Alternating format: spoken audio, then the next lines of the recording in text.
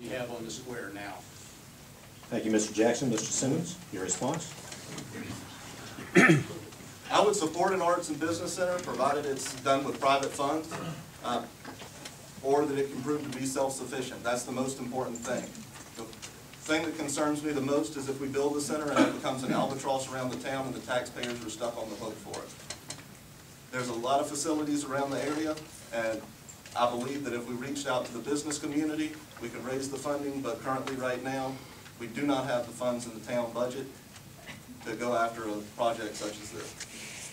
Mr. Jackson, follow-on question. You have 1 minute to respond. Do you support public or private funding for the Arts and Civic Center? I have helped work with the ABCC.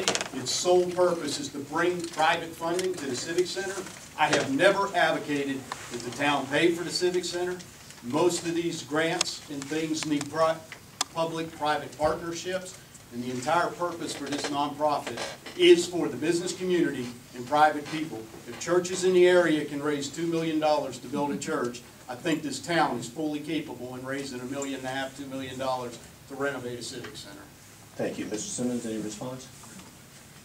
Okay. And you get the next one. Here comes the next fastball. Ready? Do you support a referendum to change Summerville's government to a strong mayor form such as North Charleston and Charleston? I believe that any time that the citizens can have a voice in their government, that it's important, so I would support a referendum. I believe that it's the citizens that we represent, and so we should go to them. If they want to change the form of government, then it's up to the citizens. Okay. Mr. Jackson? I would also support a referendum. My personal view is the more eyes you have on an issue, the better. But I think it is up to y'all as to what kind of government you would like to be governed by. Follow-on question for Mr. Simmons. Do you personally support a full-time mayor in lieu of a town manager? Yes. Mr. Jackson? Yes, I would. Yes for both. Thank you. Mr. Jackson, next question is yours.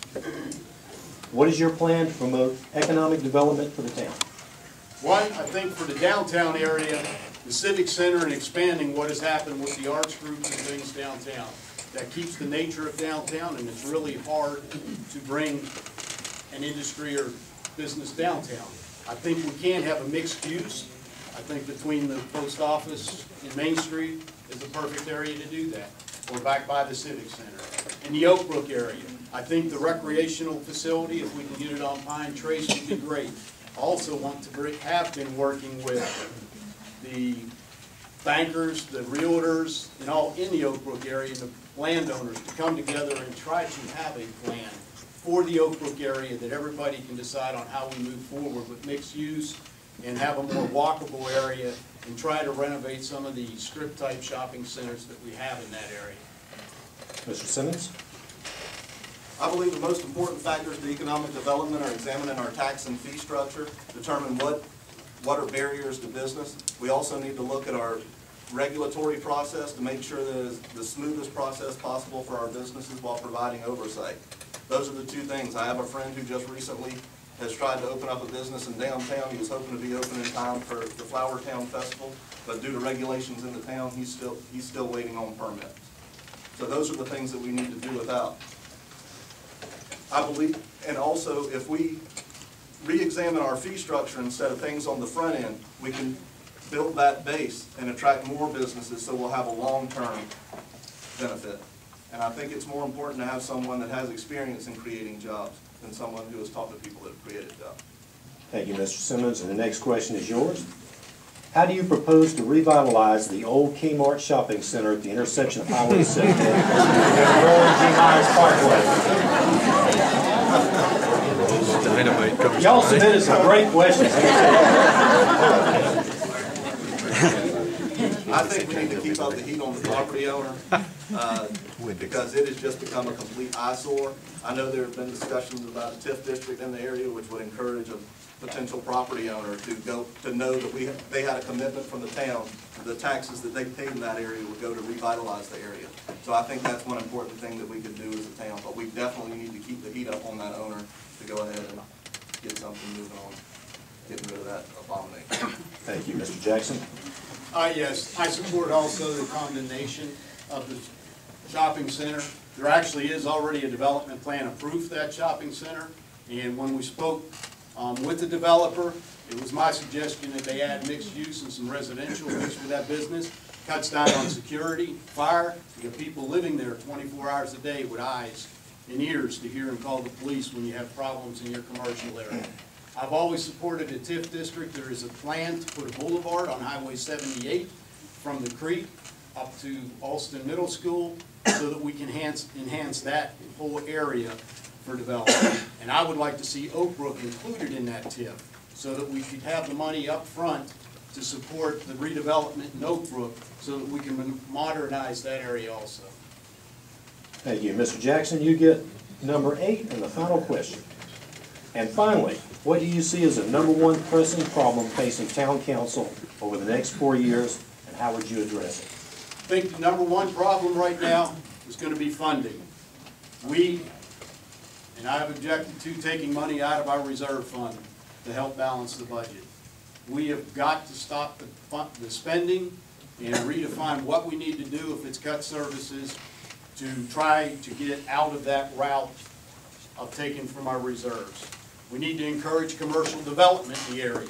That is what is going to bring the money in. In the past, residential has been the primary focus. And while taxes are lower in Berkeley and Charleston County, they have been focusing on commercial development. And we need to do the same thing and start bringing that in and working in conjunction with the county. Mr. Simmons? I also believe that funding is going to be the key issue. Funding and budgetary issues are going to be extremely important over the next few years. We need to watch all of our dollars to the utmost. Just last week, the Senate Finance Committee voted to cut $20 million from aid to local governments in the upcoming fiscal year. And that's where I believe my budgetary experience will come into play. Also, we need to focus on commercial development to ease the responsible commercial development to ease the burden on homeowners. Due to Act 388, residential property owners do not pay for the upkeep of our schools, so that's another problem. It's the 6% and the 10.5% property that are the ones that really finance our local government.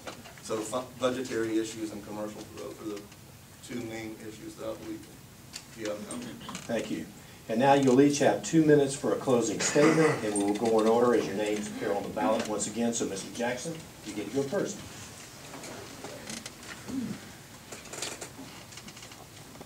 I've worked hard to bring commercial growth. And I think I've laid a good foundation and made good partners to do that in both the town and the Oak Brook area. I'm elected by Oak Brook, but I feel once you become a councilman, you have to represent the whole town. And what I've done is listen to you. I know in the opening article for Mr. Simon's campaign, he said he's against impact fees. While I don't like impact fees, I'm fearful for that. That's $500,000 taken out of our fire and police support. And while that would be great, I wonder how you compensate for that when we're already taking $900,000 out of our reserves. I don't see how the two things are possible. And I want to move forward representing you. And I do believe we need to work as a community and together to create what can be.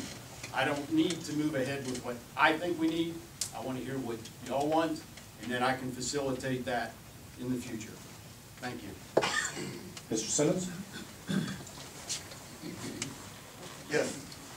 Well, like I've said before, I believe that my business experience and also the fact that we currently have no one under the age of 50 on town council will bring a unique perspective to council. It is true that I'm opposed to impact fees, and I'll tell you why. If you're going into if you've got two grocery stores side by side, you've got Publix here, they're going to charge you $5 to come in the door and shop, and you've got Piggly Wiggly right next door that doesn't charge a fee, I'm going to go to Piggly Wiggly and use that extra $5 to buy a steak. One thing that my opponent left out is he also voted against using hospitality tax dollars to supplement the police and fire in the area. So one thing that I will do is I will fight for commercial growth. I will fight to keep your taxes low and be a strong steward of your tax dollars. Thank you very much. Thank you. And I want to thank both of you for participating tonight in the forum.